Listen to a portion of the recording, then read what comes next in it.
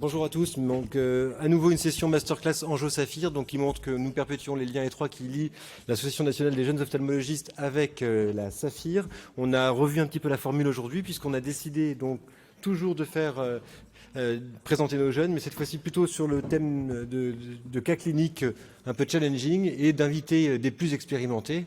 Mais non moins toujours aussi beau, à débattre avec vous sur les différentes options chirurgicales qu'ils auraient retenues.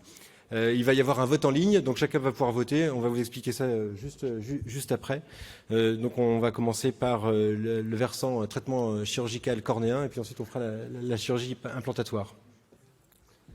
Merci Alexandre. Donc c'est la masterclass Anjo. J'espère qu'il y a des internes ou assistants. Est-ce qu'il y en a dans la salle? Est-ce que vous pouvez lever la main pour savoir si on a des internes et assistants dans l'amphithéâtre? Bon, c'est super, voilà, magnifique. On est presque majorité de jeunes. Effectivement, on va vous montrer, peut-être Alexandre peut montrer le QR code parce qu'on va faire des votes en ligne, c'est interactif. Donc voilà, je vous invite d'ores et déjà à flasher le QR code et comme ça, vous pourrez avoir accès au sondage en ligne en instantané. Voilà. Donc comme disait Alexandre, on a la chance de recevoir 3 invités experts.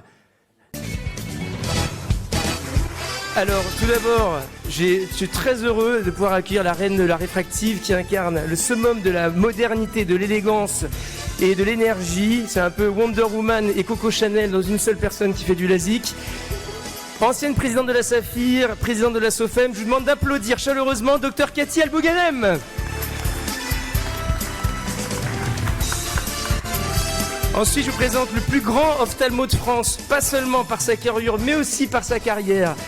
Il ne mâche pas ses mots, on aime son franc-parler, il va nous dire tout ce qu'il pense avec son énorme expérience, Dr Laurent Goutier-Fournet. Ensuite, je vous présente l'ophtalmo des stars, mais c'est aussi la star des ophtalmos. Il a une énorme expérience en cataracte, en réfractive, il a tout essayé. Il nous dira ce qu'il fait pour tous les cas cliniques. En toute honnêteté, c'est le docteur Alain Agege.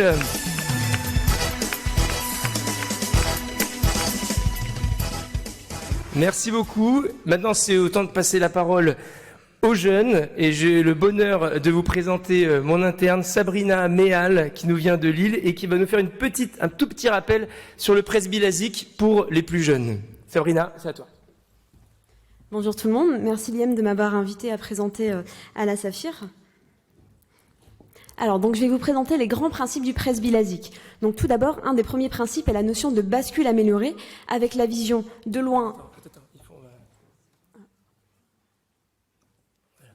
Super. Donc du coup, je reprends. Je vais vous présenter les grands principes du presbyLASIK avec tout d'abord, le premier principe est la notion de bascule améliorée avec la vision de loin sur l'œil préféré.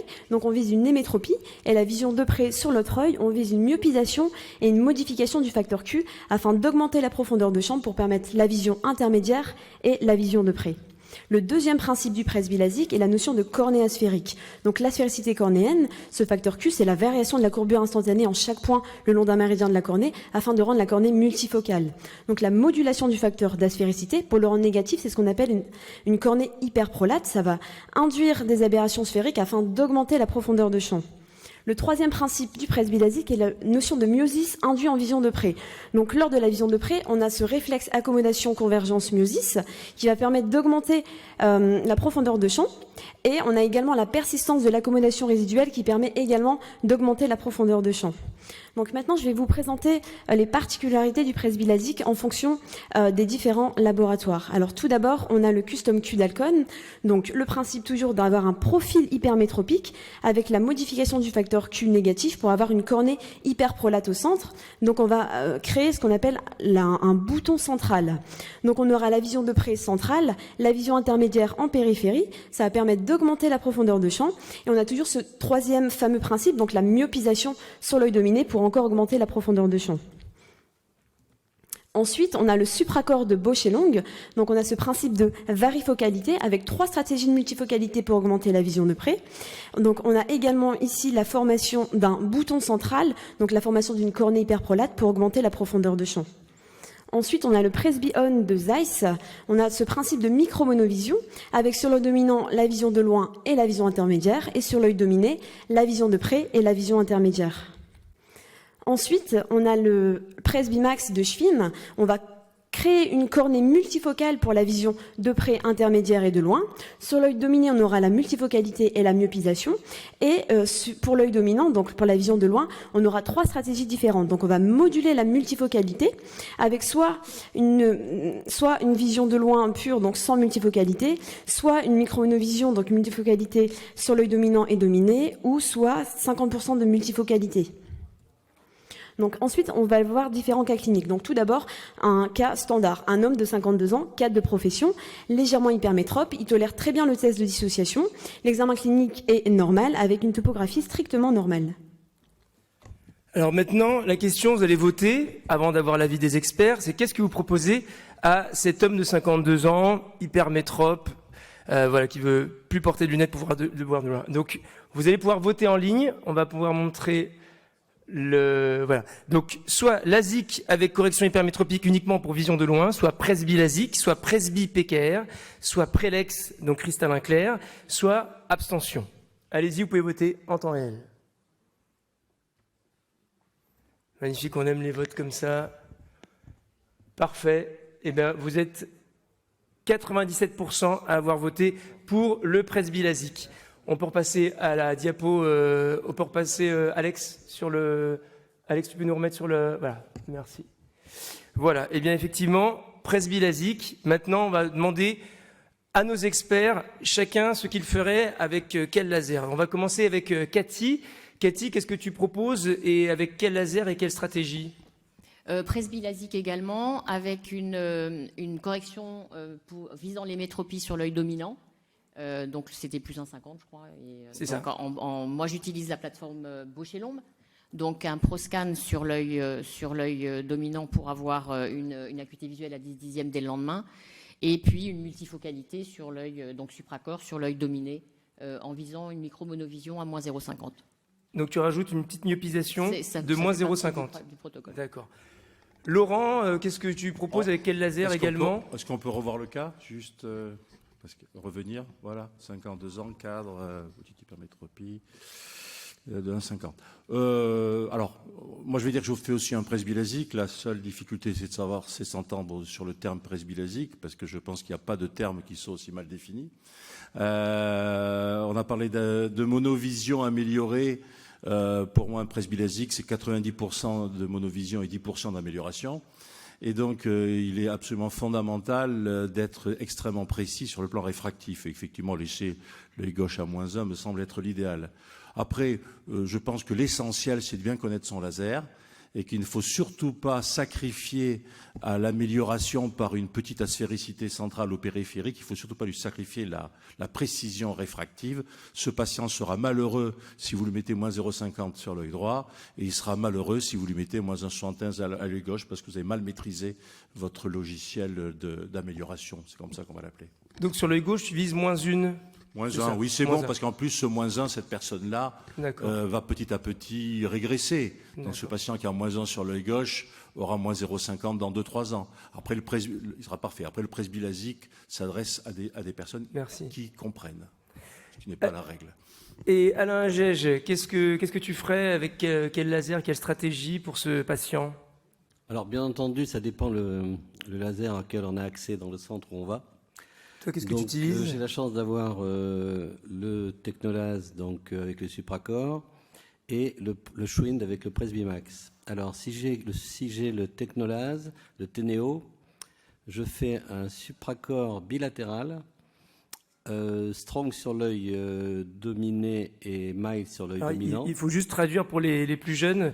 On n'a le choix qu'entre deux stratégies. Voilà. Donc c'est de la multifocalité comme le schéma que vous avez vu avec un espèce de petit étang central. Et donc strong donne une addition d'à peu près plus 3 et le mild donne une addition d'à peu près plus 1,50. Donc on force sur l'œil dominé avec une addition plus forte. Et dans le cas des hypermétropes, je fais une anisométropie de 0,50, c'est-à-dire une myopisation. Tu rajoutes une myopisation de 0,5 en plus de la multifocalité. Si on a accès à la plateforme Schwinn avec les Amaris, je choisis donc un Presbymax. Presbymax, par défaut, il vous permet de sélectionner sur l'œil dominé une myopie. J'ai vu 1,8, c'est plutôt 0,89 par défaut, mais qu'on peut modifier. Par contre, je myopise pas énormément je myopise pas comme ça à l'œil dominé. Chez un hypermétrope, je fais 0,50 de myopisation. Et je fais un presbymax bilatéral. On va revenir sur la diapo précédente. Donc ma programmation sur le Schwinn, la suivante. Voilà. Donc ma programmation ici serait sur l'œil droit. L'astigmatisme, il faut toujours les corriger, les astigmatismes. Je ferai du +1 addition 2,25 parce que sur le presbymax de Schwinn, on peut faire comme avec les lunettes des additions de 0,25 en 0,25. Et à gauche, je ferai +1,50 en sachant que je rajoute donc avec l'anisométropie de 0,50, donc ça fera du +2 en correction avec l'astigmatisme. Et en presbymax, addition de 25 aussi. Mon addition est bilatérale. Alors, c'est notre discussion avec Cathy depuis des années. Moi, je ne veux pas que le patient voit bien de loin le lendemain. Il faudra qu'il attende 3 mois. Donc, je vais l'aider pour sa petite myopisation de 0,50 ou 0,75 de loin. Et ce que je veux, c'est qu'il voit de près le lendemain. D'accord. Donc, avec bonne lumière et grâce au myosis, je dis en pré-op que c'est 100% de P2 le lendemain. D'accord. Donc, au prix, par contre, d'une vision de loin un peu dégradée. D'une myopisation pendant 3 à 6 mois, de moins 0,50 à moins 0,75. Et je leur donne la canne pour pouvoir marcher. Je leur donne les lunettes de moins 0,50 pour la vision de loin. Ils sont prévenus pour tout ça. Bon, donc on voit des stratégies différentes. Certains privilégient la vision de loin, d'autres sont prêts à mettre donc une cornée multifocale, même sur l'œil dominant de loin, pour vraiment bien voir de près, quitte à mettre des lunettes pour voir de loin pendant un certain temps. 3 à 6 mois. Très bien. Alors maintenant, on va passer au cas clinique numéro 2. Alors, donc, il s'agit d'une patiente de 59 ans, consultante en informatique. Elle est légèrement hypermétrope aux 2 yeux. Son œil préféré est l'œil gauche. Elle tolère bien le test de dissociation. L'examen clinique est normal et la topographie est également normale. Alors là, la différence, donc, c'est une hypermétrope, mais elle a 59 ans. Qu'est-ce que vous lui proposez à 59 ans? Pareil, LASIK de loin, presby-LASIK, presby-PKR, prélex ou abstention. Qu'est-ce que vous proposez? Alors, les réponses sont très différentes, là. C'est là que ça va devenir intéressant. Ok, donc grosse majorité à 59 ans pour la chirurgie du cristallin clair. On peut enlever la diapo et repasser sur le live. Ça, c'est intéressant. Personnellement, sur cette patiente, je lui ai fait un presby-LASIK, mais justement, c'est maintenant qu'on va vouloir avoir l'avis des experts. Justement, autre question maintenant. Jusqu'à quel âge vous proposez un presby-LASIK habituellement? 50, 55, 60, 65, 70 ans. Allez-y, je vous laisse voter. Donc ça varie globalement, si je comprends bien, c'est entre 55 et 60 ans. On va dire 58. Ok, très bien, on peut repasser la slide. Maintenant, on va demander l'avis à nos experts. Alors, on va recommencer par Alain cette fois-ci. Alain, donc une patiente de 59 ans, qu'est-ce que tu lui proposes? Alors, j'aime pas enlever les cristallins clairs. Donc, j'ai une machine qui s'appelle, l'ancienne OCAS, qui s'appelle maintenant HDA Analyzer. Donc, s'il n'y a pas de cataracte et que j'ai une valeur de OSI, indice de scattering oculaire, indice de diffusion oculaire inférieur à 0,5, cristallin clair, je fais un presby-LASIK et même jusqu'à 70 ans. Oui. Voilà. Donc, j'ai tout le temps de lui enlever son cristallin et d'ajuster ensuite, après le presby-LASIK, par un implant multifocal. Ah, d'accord. Après le presby-LASIK, tu mettrais un multifocal, d'accord. Au moment de la cataracte. D'accord. Ça, ce sera le sujet d'après. Merci. Ensuite, Laurent, qu'est-ce que tu proposerais? Alors, à cette patiente, dans tous les cas, à 59 ans, je lui ferai un prélex. On va remonter les slides. Voilà. Donc, un prélex avec donc, une chirurgie du cristallin clair avec un implant diffractif. Là, j'irai un petit peu plus loin, je l'interrogerai. Si elle dit, je travaille dans un gros groupe, je lui coûte trop cher, dans 1 an, ils m'ont foutu dehors et je fais pas ça pour des raisons professionnelles, je lui mets un implant bifocal diffractif, car je sais que cette patiente-là, à 80 ans, verra mieux de près lorsque sa macula sera un petit peu fatiguée. En attendant, elle est intelligente, elle est consultante en informatique, elle va faire une petite adaptation gestuelle peut-être pendant 1 an ou 2 avant d'être à la retraite, voire elle aura pris son petit +1, et par contre, ça m'évitera de la revoir, ou plutôt mon successeur, de la revoir dans 10-20 ans avec un trifocal en disant « mais j'y vois moins bien de près », mais oui... Avec un trifocal, on a mis de la lumière un petit peu partout et la solution est un petit peu moins robuste. Elle aurait, elle est à la retraite dans 5-6 ans, je pense que je lui mettrai un trifocal. Mais en tout cas, sûrement pas de de LASIK. Ma différence, c'est que j'ai une toute petite salle d'attente, contrairement à Alain, qui a, je pense, une salle d'attente gigantesque. Il y a tous les patients qui reviennent au bout de 3 ans. Et que des stars. Avec mais bon, ça, c'est des problèmes qui sont immobiliers et non pas technologiques. Merci Laurent. Cathy, à toi, 59 ans, qu'est-ce que tu fais? J'ai une petite salle d'attente, enfin pas trop grande parce que je suis à Paris en plein centre, mais je rejoins Alain, c'est-à-dire je fais un OCAS et effectivement si son cristallin est clair, alors c'est vraiment bon après discussion avec le patient évidemment, les besoins visuels, ça tout le monde connaît, mais je fais un presbylasik. Presbylasik. Alors tous les trois, chacun, vous pouvez me donner votre limite d'âge pour un presbylasik, on va dire pour retenir pour les internes globalement jusqu'où? Donc tu as dit 70 ans pour Alain. Moi, Cathy, je peux monter très haut aussi. Tu peux monter très haut. Oui. Et par contre, Laurent, dans le sud, un peu moins. Plus je vieillis, plus je pense que je Pas mal. Ouais, moi, c'était le contraire. Et moi, je pense que c'est 55 ans, 55. avec quelques petites limites. C'est-à-dire que plus le patient en préopératoire est hypermétrope, plus on peut se laisser aller à lui faire un LASIK un peu plus tardivement. Et Alexandre, qu'est-ce que tu en penses? La question, c'est l'âge du patient. C'est-à-dire que plus le patient est hypermétrope, plus on peut attendre dans le temps et lui faire un presbylasik parce que on sera efficace. Et à l'inverse, si on est chez le myope, on va avoir la chirurgie du cristallin beaucoup plus précoce. Là, elle a plus 1. Ça va pas aller bien chercher bien donc loin. là, Elle a pris à peu près l'intégralité de son Je pense hypermétropie. que la limite d'âge, elle dépend de la fonction visuelle et elle dépend D'accord. surtout de la métropie initiale. En conclusion, tout est un problème de salle d'attente. de taille de ta salle d'attente. Très bien. Alors, je vais vous dire ce que j'ai fait. Je lui ai fait un presbylasik. Oui, alors, je lui ai fait un presbylasik. Voilà, donc voilà le résultat. Elle a moins 1,25, moins 0,5 sur l'œil dominé et 0 sur l'œil dominant. Vous voyez le bouton central, on le voit très bien. Mais comme vous pouvez le lire, pour ceux qui arrivent à lire, elle revient, mais difficulté en vision de près, nécessite forte luminosité en vision de loin, un peu floue. En gros, je lui ai represcrit des lunettes de près. Voilà, à 2 mois de son LASIK. Donc un peu déçu, mais ça va. Et de l'œil gauche, elle est sur le versant négatif et elle râle un petit peu, en plus de loin. Oui, T'as voilà. belote et rebelote. T'as la double peine. Voilà, donc vous voyez, c'est exactement la vraie vie. Voilà. Tu peux pousser. Non, tu pouvais très bien la reprendre, ajouter 0,50 sur son œil dominé. Elle avait P2 et en attendant sa chirurgie du cristallin. Très bien, on va enfin terminer par le cas clinique numéro 3 pour la chirurgie de la presbytie et je laisse Sabrina vous le présenter. Donc c'est également un cas standard, c'est une femme de 53 ans, infirmière de profession.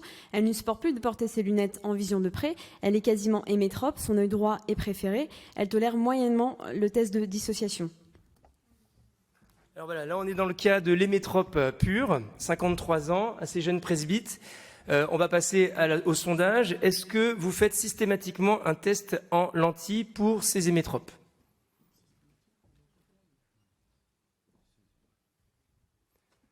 Eh bien oui, en majorité, à 74%. Merci Alex, on peut repasser sur la slide suivante. Et qu'est-ce que vous proposez? On peut repasser à la slide, merci. Qu'est-ce que vous lui proposez à cette patiente? On vote à nouveau. Est-ce qu'on peut voter pour l'hémétrope? Patient hémétrope, merci.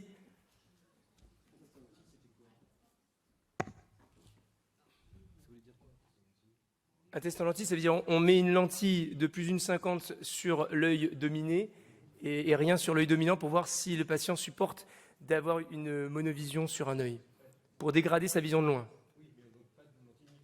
Non. Voilà, une bascule, exactement. Voilà, alors c'est très partagé, voilà, mais c'est ce qu'on a senti. Une abstention quand même dans 43%, presbylasik comme dans 36%. Merci, on va repasser à la slide. Et on va demander l'avis de nos experts. Cathy, à nouveau, chirurgie de l'hémétrope pour la presbytie. Quels sont tes tips? Lentille, pas lentille? Alors, tu fais pas? Comment dans ça ce se passe? cas-là, puisqu'elle ne supporte pas, si un patient vient, il supporte d'emblée l'addition d'un 50 sur l'œil dominé, je ne vais pas tellement plus loin. Et effectivement, je lui fais une chirurgie unilatérale, multifocale sur l'œil dominé. Si elle Donc, attends, c'est-à-dire qu'en consultation, tu fais juste un test avec le réfracteur. Oui, voilà. c'est-à-dire que le patient, il supporte ou il supporte pas. Voilà, S'il donc, ne supporte pas, mais en 2 secondes, voilà. Donc très c'est pour les rapide. internes. Voilà, on fait lire le patient et on lui rajoute plus d'un 50 sans le prévenir sur l'œil dominé, voir comment il supporte, comment il trouve qu'il voit. Voilà, s'il est bien, a priori, c'est qu'il va tolérer cette chirurgie unilatérale. S'il ne va pas bien, effectivement, soit je fais une abstention, Soit, effectivement, je passe en lentille pour voir Test s'il en supporte. lentille. Et s'il supporte, au bout de 3-6 mois, peut-être, à ce moment-là, on l'opère. Sinon, on s'abstient. D'accord. Laurent, qu'est-ce que tu fais dans ce cas-là chez Alors, dans ce Zémétrope? cas-là, je ferai un test en lentille systématique. Systématique. Je ne me fierai absolument pas à l'impression de quelqu'un sur quelques minutes dans un endroit clos, sans une vision, une perception du volume, des reliefs, de la conduite, de plein de choses. Et ça, je crois que, oui, la conduite peut mettre des lunettes, mais bon, après, il va te dire que c'est pas toujours tout à fait le deal au départ.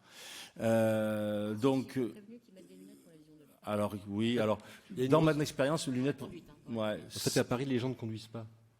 Non, mais je le sais parce que moi, je suis passé de Paris à la province. En fait, tout a changé Alors, puisque l'activité de conduite est bien inférieure. Pour qu'on soit complet, est-ce qu'ils lisent? Parce que c'est vrai que ça peut quand même régler pas mal de problèmes s'ils ne conduisent pas et s'ils lisent Dans pas. ces cas-là, on fait rien. Mais en tous les cas, pour finir, soit il accepte la lentille bien, et dans ce cas-là, je lui fais une monovision assez classique, améliorée un petit peu ou pas. Par contre, s'il ne la tolère pas, je lui dis qu'il m'oublie, que surtout il ne revienne pas me voir. D'accord. Et qu'il m'oublie pendant au moins 5 ans, et là on pourra en discuter, et là je lui mettrai un Et moins accord. une 50 ou moins une à 53 ans? Plutôt moins un 50, Moins un parce que ce 50, sont des gens d'accord. qui ont eu un vrai vécu. D'accord. Ok. Merci. Alain? 53 ans, c'est l'émétrope pure. Oui. Infirmière, peut-être libérale, elle conduit beaucoup. Abstention. Abstention. Même pas un D'accord. œil et jamais de test lentille. Jamais de test lentille. Et Alexandre? Moi, je fais comme Laurent. Donc, test en lentille. Si c'est supporté, on y va. Si c'est pas supporté, rien du tout, on attend. Très bien. Bah, écoutez, merci beaucoup. La première session est terminée. Merci à Sabrina, on peut l'applaudir. Pour la synthèse, comme vous pouvez voir, il n'y a absolument aucun consensus. C'est pas si facile que ça. La presbylésique a de la monovision. Certains privilégient la vision de loin, d'autres de près. L'âge, c'est pareil. Mais globalement, j'espère que vous avez des idées claires, que c'est pas si simple que ça. Merci. Donc je remercie la Saphir de me permettre de présenter ces différents cas cliniques sur la chirurgie de cataracte et notamment sur la question du choix de l'implant. Le cas clinique numéro 1 concerne une patiente de 45 ans qui s'est présentée aux urgences ophtalmologiques de Reims pour un œil droit rouge et douloureux. Elle présente comme antécédent des douleurs assez atypiques, céphalée hémicrânienne, étiquetée algie vasculaire de la face qui sont traitées par zomiltriptan et propranolol sans grande efficacité. L'examen clinique de l'œil droit retrouve une acuité visuelle effondrée à 1/20 avec une hypertonie et l'examen en lampe à fente retrouve un glaucome aigu par fermeture de l'angle sur une probable cataracte avec un fond d'œil non accessible. L'examen de l'œil gauche retrouve une acuité visuelle corrigée parfaite avec un œil normotone et l'examen en lampe à fente retrouve un angle étroit avec une cataracte et un pôle postérieur calme. Nous avons des difficultés à réaliser l'iridotomie périphérique à droite à cause de l'œdème de cornée qui est majeur, ce pourquoi nous posons l'indication d'une chirurgie de cataracte. Dans ces conditions, que mettriez-vous comme implant à droite? La flèche.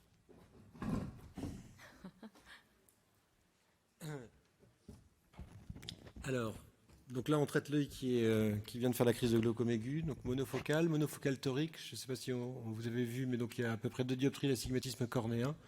Monofocal, multifocal torique, monofocal avec une réfraction cible à -3 et d'ophtorique. Attends un peu, donc il y a 122 inscrits, mais pour le moment 35 votants. La vache. Donc en majorité, vous répondez monofocal et en minorité monofocal torique avec quelques-uns qui sont hasardés dans le head-off. On va demander à nos experts. Alain. La cornée était édémateuse à 65 forcément, mais de toute façon, je pense qu'avant de l'opérer de la cataracte, on lui a fait baisser la tension. La cornée s'est éclaircie et pour moi, ça serait. On sait que l'opération de la cataracte va déjà approfondir la chambre antérieure et on pourra peut-être éventuellement faire une IP. Un monofocal torique. Cathy. Moi, j'aurais pas pris de risque, j'aurais mis un monofocal Parce que avec l'EDEM, donc la kératométrie, elle a été prise dans les conditions d'urgence, avec l'EDEM, etc. J'aurais eu un petit peu peur, quitte à mettre un piggyback ensuite, éventuellement. Alors, si j'ai bien compris, ce patient ou cette patiente, son GFA a été traité, donc elle n'est plus hypertone maintenant. Ben là, elle est traitée. Elle a été traitée, elle a eu son IP. Non, elle n'a pas eu son IP. Elle n'a pas eu son IP. Eh bien, écoutez, si elle n'a pas, vous n'avez vraiment pas pu faire son IP. Alors, si vous n'avez pas pu faire son IP, d'abord, c'est rare. La patiente, en plus, elle n'a que 45 ans et elle n'est pas hypermétrope. Bon, là aussi, il y a un facteur ethnique parisien particulier. C'est le deuxième point. Ensuite, c'est une cataracte intumescente, hein, tu sais. C'est une cataracte intumescente, ouais. Bon, allez, moi je vais considérer moi je vais lui mettre un monofocal torique. Un monofocal torique. De toute manière, pourquoi pas de multifocal? Parce que d'abord, elle n'a que 45 ans, elle a toutes les chances de ne pas être tout à fait hémétrope, parce que sur les intumescences, c'est pas tellement la cornée, mais c'est parce que ces implants, ces sacs, on ne sait pas trop où ils sont souvent myopes après. Puis elle vient de faire un GAFA quand même. Donc. Quitte à lui mettre dans un second temps un piggyback, la piggyback multifocale, qui lui réglera son amétropie résiduelle, si elle le désire, et bien sûr sa multifocalité. Voilà. Mais c'est pas trop de la vraie vie, ça, je pense. Le 45 ans hémétrope. Si, c'est vrai. Donc c'était vraiment l'iris plateau. C'est une vraie patiente. Ouais. C'est le vrai iris plateau. Et vous n'avez pas pu faire l'IP? Non. Et vous avez un laser? Vas-y. Non, moi, comme Cathy, monofocalité, on n'est pas dans le cadre de la réfractive, là. Ça marche. On peut repasser au diaporama, s'il vous plaît.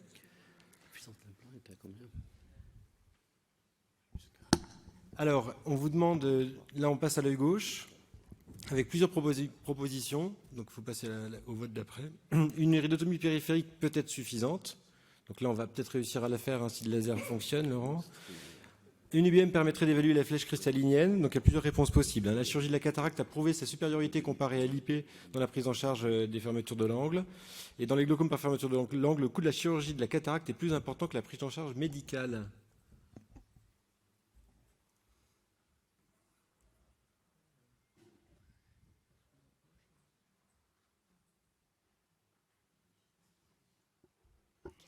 C'est pas mal. Hein. Ok, on peut revenir sur la diapo, c'est quoi on après oui.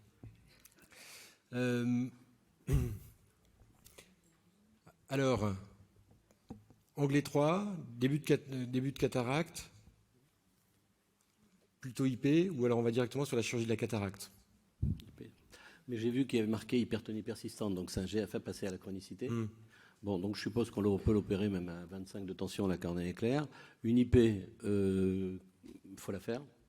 Et l'opération de la cataracte va quand même aussi ouvrir l'angle, donc il y a deux choix.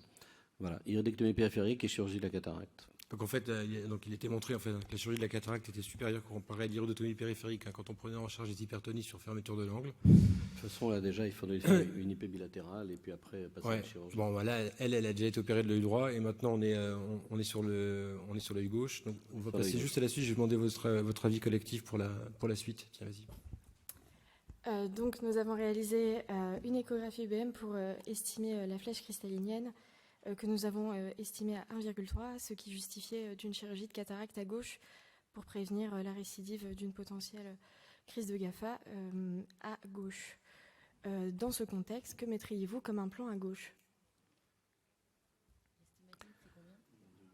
Donc elle a un monofocal ou un monofocal torique. Bon, en l'occurrence, elle a un monofocal torique à droite. Hein.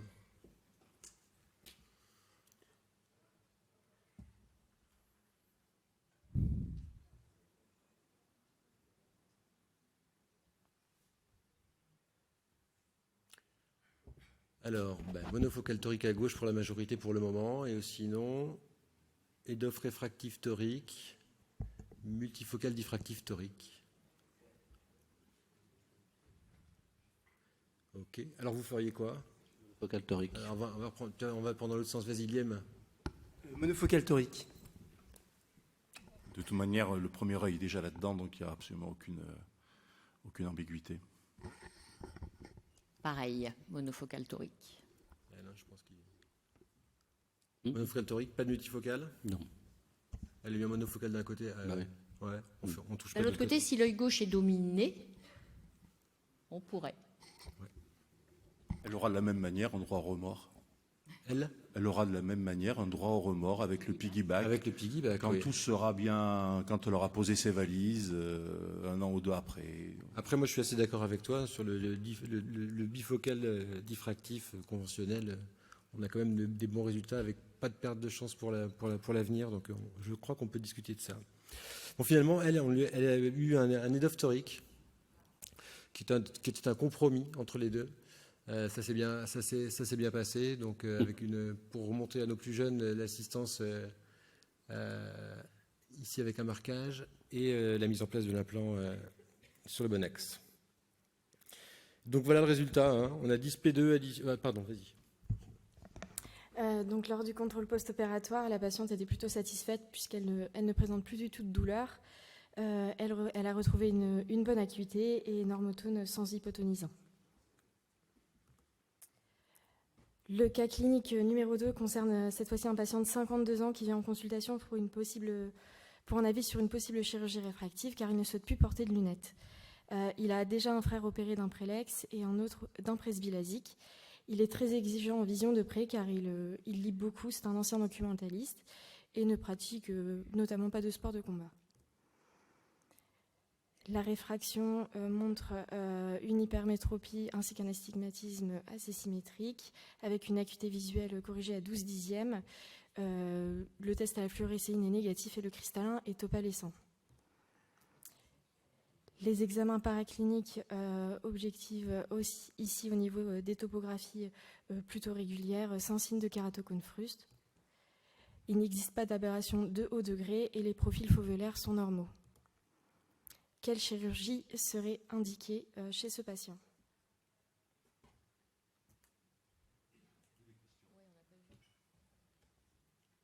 On peut voir les questions. C'est ça. Quelle chirurgie on fait à ce patient ? 12 dixièmes quand même. Il a quel âge ? 52. Il avait 52 ans. 52 ans, hypermétrope de plus 1,50 avec un astigmatisme régulier à -1 dans les deux yeux. Donc on revient sur la question dont on a déjà débattu initialement. Hein. Donc c'est toujours la même histoire. Hein. Quand est-ce qu'on fait une chirurgie du cristallin ? Quand est-ce qu'on fait un presbylasque ? Hein. On est sur un cas limite en équivalence sphérique. On est d'accord. Hein. On n'est pas très très très loin de l'hémétrope. Donc il faudra ajuster. Là le patient il a 52 ans. Donc globalement je pense que vous aurez les mêmes réponses que la fois précédente. Hein. Donc les deux premiers presbylasques quoi qu'il arrive. Laurent réfléchira mais là on est à 52. Parce que tu crois que le créateur connaissait le système décimal ? Ouais. Je crois que ça mérite une discussion. Je pense qu'il y a des cas de réfractifs qui sont des cas badaboum, moins de 3, 30 ans, 530 de pachymétrie, je ne veux pas de lunettes, signé ici. Voilà, là c'est des cas où on peut se permettre, à mon avis, de discuter, quelqu'un qui vient en confiance. On peut envisager une chose chez ce patient-là, c'est en bien lui expliquant les choses, c'est un prélex unilatéral, qui d'ailleurs limite les risques par 2, et bien expliquer à cette personne-là que ça sera plus, il y a un petit astigmatisme oblique bien sûr pour compliquer un peu les choses, mais ça sera stop ou encore. Et chez des patients souvent, ça peut être stop parce que de loin je suis un petit peu moins bien que l'autre côté, et ils reviennent 3 ans après parce qu'ils ont décompensé leur hypermétropie de l'autre côté, et là ça devient encore. Donc je pense que la gestion des patients presbytes, on doit sortir du principe que c'est absolument du one-shot. Eliem, le prélex unilatéral ? Non, pas de prélex, je trouve qu'il est un peu trop jeune, effectivement. Voilà, je ferai la presbylasque aussi. Après, est-ce qu'il y a des antécédents familiaux d'écoulement de rétine ? Enfin, pourquoi ne lui fait-on pas de prélex ? Risque d'écoulement de rétine, bon là, on commence à sortir la statistique. Je les avais travaillés à plusieurs reprises, il n'y a pas grand-chose. Bon, le petit DPV qui va mettre son petit point noir qui va se balader. Le risque de non-perfection optique, vous pourrez toujours lui faire un petit LASIK derrière.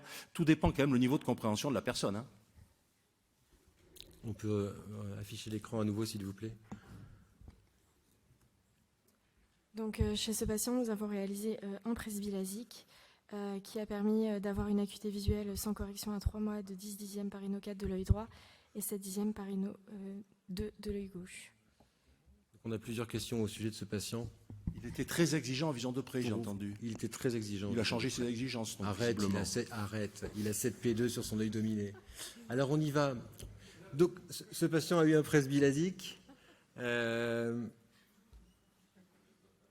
non, c'est pas bon. Yann, tu t'es trompé. C'est le précédent. Ah, il y a un truc. Voilà, c'est ça. C'est sur ça qu'il faut voter. Donc le résultat visuel du presbylasique sera stable à long terme. Ce presbylasique contre-indiquera la pose d'implants multifocaux lors de la chirurgie de la cataracte. Il permettra de conserver une profondeur de champ et associer à des implants monofocaux pour préserver donc la vision intermédiaire au minimum. Les profils d'ablation actuels du presbylasique ne posent pas de problème pour les futurs calculs d'implants et un réfractif EDOF sera plus pertinent qu'un diffractif lors de la chirurgie. Donc on aborde la question pour clore doucement cette session masterclass angio de l'implantation après presbylasique chez les patients qui ont bénéficié d'un profil d'ablation presbyte. Donc le résultat visuel sera stable, il n'y en a pas trop, ça va. La presbylasique contre-indiquera la pose d'implants multifocaux, ça je pense qu'on va pouvoir en débattre. Permettra de conserver une profondeur de champ. Alors ça dépend de la stabilité. Et les gens préfèrent un réfractif EDOF à un diffractif, bon, 50-50. On y va. Alain, quels implants après une chirurgie de la presbytie bilatérale Donc là c'est un ténéo bilatéral avec un mild sur son œil dominant. Donc, et un strong avec bascule à moins 0,75 sur l'œil dominé. Au moment de la cataracte, je mettrai un IOL multifocal. Calculé en D, là, ça ne pose pas de problème. Avec un IOL master, malgré le presbylasique, c'est assez précis, très très précis. Et donc, pour moi, c'est B et D. Je mets un multifocal après calcul avec un IOL master. Diffractif ? Diffractif, bien sûr. Cathy ? Alors, je teste... Enfin, je m'aperçois maintenant que le recul est suffisant chez certains patients qui ont été opérés de presbylasique et qu'on opère de cataracte, que le bump cornéen, il reste et il donne une profondeur de champ. Si vous faites lire, et je le fais maintenant de manière systématique, si vous faites lire un patient avec son œil dominant et son œil dominé quand il vient pour une chirurgie de la cataracte, de près, ils n'ont pas du tout la même acuité visuelle. Donc, ils conservent une profondeur de champ. Donc, moi, je mets soit un monofocal, je vise moins 0,50 et soit je mets un implant éventuellement, enfin ça peut se discuter, j'en mets moins, mais un implant à profondeur de champ alors c'est vrai que le calcul d'implant est bon, mais c'est plus sur le concept. Comme on a déjà des aberrations optiques et qu'on a quand même un bump cornéen qui persiste, même 10 ans après, je profite de ça pour mettre un implant qui n'est pas multifocal.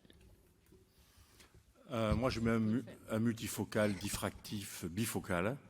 Bien sûr, c'est un presbylasique centré, bien évidemment, c'est-à-dire qui a gardé une qualité optique tout à fait correcte. Le bump central ne change pas considérablement les choses dans mon expérience et que justement, s'il doit en bénéficier, il aura l'effet d'un trifocal, donc il sera absolument parfait. Donc en fait, pardon, ça veut dire, en pratique, ça veut dire que l'état cornéen, au moment où tu vois le patient pour l'opérer de la cataracte, qui a peut-être régressé, peu importe, tu le regardes ou tu le regardes pas Je regarde qu'il soit vraiment centré. Voilà. Ce que je veux dire, c'est qu'un presbylasique qui aurait complètement régressé, tu lui proposerais pas plus facilement un diffractif, alors qu'un presbylasique qui a un bon bump, tu lui proposerais pas autre chose. Oui, mais même avec un bon bump, pour moi, dans mon expérience, quand même, c'est des gens qui ne voient pas très bien de près. Le presbylasique, quand on a parlé tout à l'heure du mécanisme, on a oublié un mécanisme qui est la rééducation de l'accommodation. Et cette rééducation de l'accommodation, après, malgré tout, la pédagogie de l'accommodation à 65 ans était quand même un peu limitée. Et donc là, je ne compte pas trop dessus. Donc, et autre chose, c'est que souvent on parle de calcul d'implants post-chirurgie réfractive qui sont plus compliqués. C'est quand même infiniment plus compliqué version myopique que versant hypermétropique. Versant hypermétropique, on n'est quand même pas mauvais. Il y a un petit delta, mais globalement la dispersion est beaucoup plus faible. Oui. Diem ? Moi, je regarde quand même la topographie cornéenne pour voir si la cornée est régulière, s'il y a eu une régression. Parce que, voilà, des fois, sur des vieux lasiques, on peut avoir quand même des cornées irrégulières. Dans ce cas-là, je ne mettrais pas du tout de multifocaux. Donc, plutôt, on va dire majoritairement comme Cathy, en mettant un monofocal ou un EDOF avec une légère myopisation de -1. Et comme dirait un bon ami, on a le droit de faire en 2 temps, c'est pas que du one-shot. On pourrait lui mettre un monofocal et éventuellement lui proposer un piggyback diffractif en seconde intention. On va conclure puisqu'on doit conclure, donc on ne vous présente pas le dernier cas clinique. Ah, t'as été un tout petit peu trop vite. Donc voilà, merci beaucoup pour cette session.